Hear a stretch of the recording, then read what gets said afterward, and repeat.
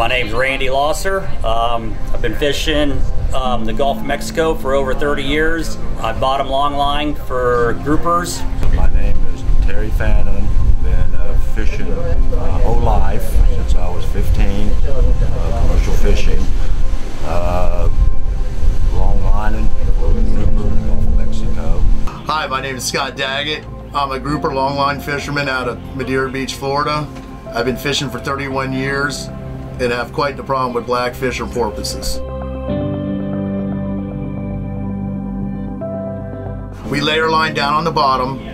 We go to retrieve our line. As we retrieve them, they come up, they hold on to the fish, and they use the hydraulics that we're pulling the line up to rip the fish off, and they take all our fish.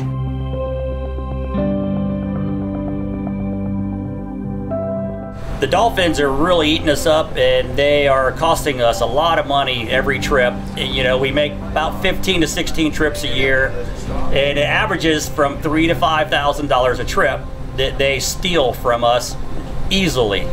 Depending on the trip in the area, sometimes up to 20%. If I'm doing good, staying away from maybe just 20%. On a real bad trip, sometimes up to 30 to 40%, which, you know, we're getting $5 a pound, and sometimes that can be out to three to 5,000 pounds a trip we'll lose. Well, if say for example, if we had a $30,000 trip, without them it would probably be, probably 15,000, probably half, I would imagine.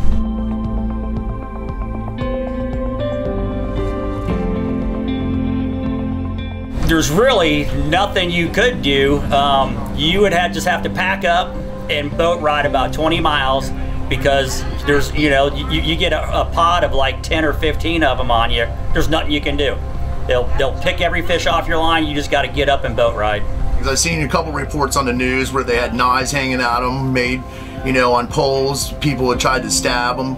I've heard of arrows hanging out of them up in the panhandle. I've heard all kinds of things. I've heard them getting shot at, all kinds of things. Me personally, I don't get into any of that, but it's hard to tell another person what to do when they're trying to make a living and their living is getting stolen from them right in front of their face. What do you do?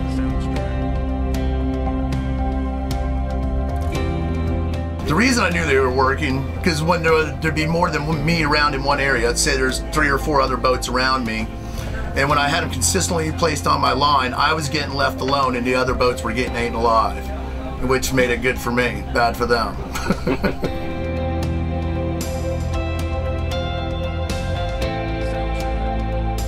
So I have one of my guys who's designated to checking the batteries every time they go out and come in, checking the clips, and we just keep them in a crate.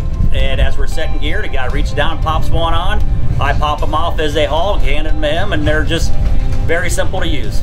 Setting the gear was no problem with them. We just put a long line clip on them with a swivel and some mono through it and clipped them on. That was no issue whatsoever. And we changed the batteries about twice a trip because I make 14-day trips. And I don't go and buy them in the store because that'd be crazy. I buy them off the internet and find deals on there, which it's pretty cost effective. I think I'm paying like 67 cents, 70 cents for a battery, which comes out to $1.40 a trip. But if you weigh out what you lose, what would you rather do? Buy batteries or lose 1,000 pounds of fish?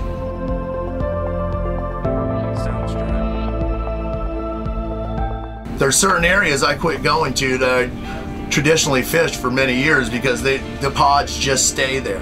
And they stay there and stay there, and I couldn't get any fish to the surface.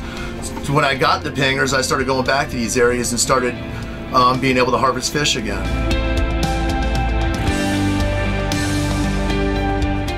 No, I wouldn't go to make a trip these days without a Fishtek pinger on my boat. You know, on the average trip, probably gaining $5,000 to $10,000, and without them, I'd probably be losing out a trip. Well, I would not go fishing without the pingers because they are a tool for us, and I would be afraid of getting ate up so bad without them. So they are definitely on my boat and going fishing with me.